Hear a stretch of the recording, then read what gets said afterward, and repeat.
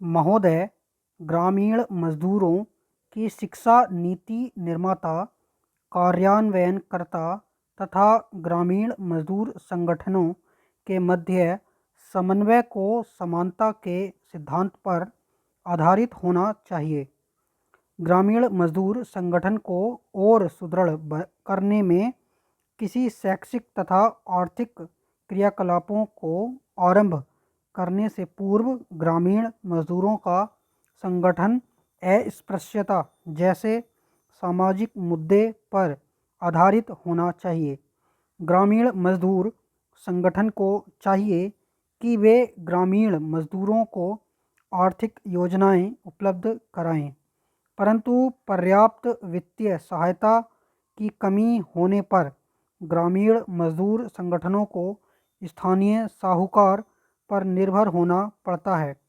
इसलिए ग्रामीण मजदूर संगठनों की बैंक और अन्य वित्तीय संस्थाओं द्वारा ऋण सुविधाओं को स्थापित करने तथा सरल बनाने में एक महत्वपूर्ण भूमिका है। ग्रामीण मजदूर संगठनों की क्षमता को पहचानने के लिए निरंतर बाहरी सहायता आवश्यक है। ऐसी सहायता शिक्षा और प्रशिक्षण क्रियाकलापों तथा सामाजिक आर्थिक क्रियाकलापों के लिए होनी चाहिए। मजदूरों को ज्ञान और कौशल प्रदान करने में वीडियो के अलावा लोकगीत, नुक्कड़ नाटक, कठपुतली के खेल जैसे सांस्कृतिक कार्यक्रम उपयोगी सिद्ध हो सकते हैं।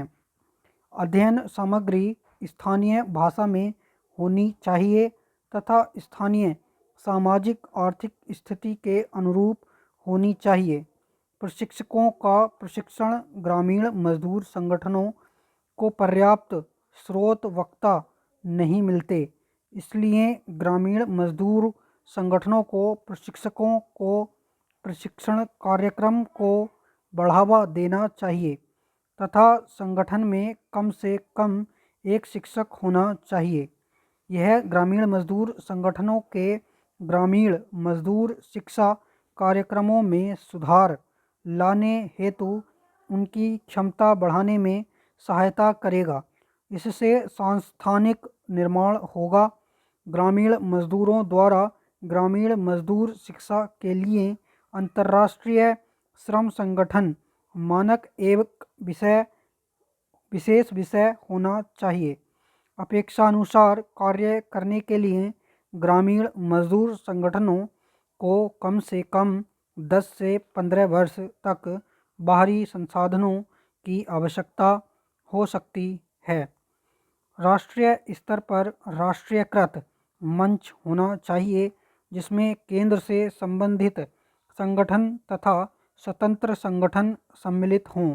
विभिन्न प्रकार के ग्रामीण मजदूर संगठनों के मध्य संयोजन स्थापित करने के लिए आवश्यक सहायता और सहयोग हेतु अंतर्राष्ट्रीय श्रम संगठन को मंच उपलब्ध कराना चाहिए।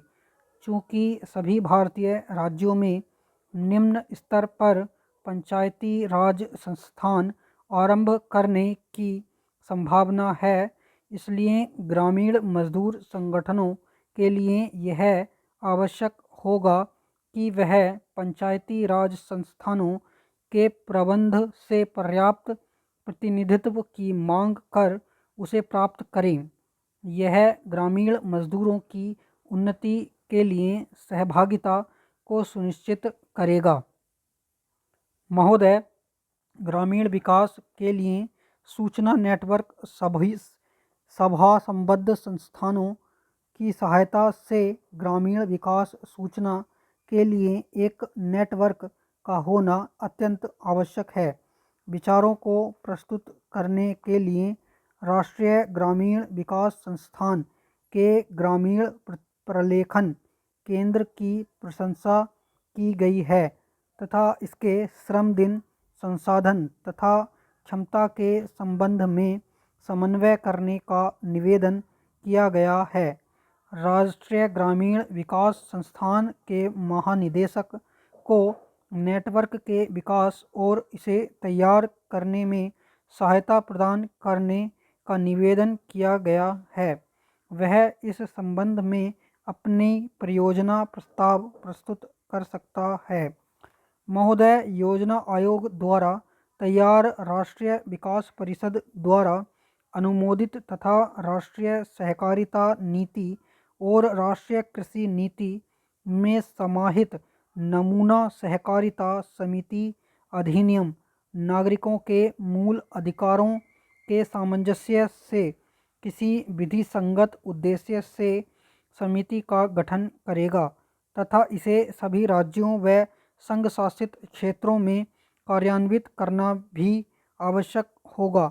निजी उद्यम का नियंत्रण करने वाले निदेशक को पहले से ही जो स्वतंत्रता उपलब्ध है वही सहकारिता क्षेत्र को भी उपलब्ध होगी। इसमें ब्याज की निश्चित दर की छूट, ऋण सहकारिता क्षेत्र के अनुसार मूल्य, उत्पाद, भवन निर्माण उपकरण की खरीद, कर्मचारियों का वेतन आदि सहकारिताओं को उपलब्ध होनी चाहिए, अन्यथा उन्हें बाजार में बहुत हानि होगी। सहकारिताओं को अपनी व्यापार योजना पर पहले से ज़्यादा ध्यान देना होगा। बाजार में तेज़ी से होते हुए परिवर्तन के साथ उनको योजना के प्रति अधिक संवेदनशील होना चाहिए।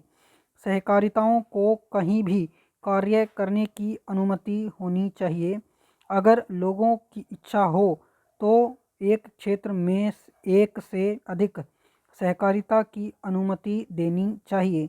सरकारी और वित्तीय एजेंसियां तथा संघीय सहकारिताएं केवल सरकार द्वारा स्थापित सहकारिताओं के माध्यम से कार्य कर सकती हैं, परंतु सदस्यों को अपनी आवश्यकतानुसार वैकल्पिक सहकारिता के गठन से रोकना नहीं चाहिए। संघों को सदस्य सहकारिताओं के एजेंट के रूप में अपनी नई भूमिका को समझना चाहिए। उन्हें अपने सदस्य सहकारिताओं को व्यापार का साधन नहीं समझना चाहिए। व्यापार वातावरण में तेजी से होते हुए परिवर्तन को देखते हुए संघ को प्रबंध और स्टाफ कौशल बढ़ाना तथा सूचना प्रौद्योगिकी को अद्यतन बनाकर बाजार भूमिका निभानी होगी। उसे वह कार्य नहीं करना चाहिए जो उसके सदस्य सहकारिताओं द्वारा किया जा सकता है, अन्यथा नए प्रतिस्पर्धा वातावरण में सहकारिता व्यापार प्रभावी नहीं होगा। सरकार को ऋण वितरण या वसूली में ज़्यादा हस्तक्षेप नहीं करना चाहिए।